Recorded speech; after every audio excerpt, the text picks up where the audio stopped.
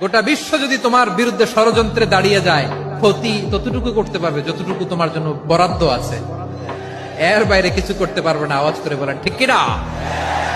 কারণ ইদা জাআ নাসরুল্লাহি ওয়াল ফাতহ, যখন আল্লাহর সাহায্য আর বিজয় আসবে, ওয়া রাআইতান নাসা ইয়াদখুলুনা ফি দীনিল্লাহি আফওয়াজা, আপনি দেখবেন দলে দলে ঢলে ঢলে বানের পানির মতো মানুষ ইসলামের দিকে ঢুকতেছে।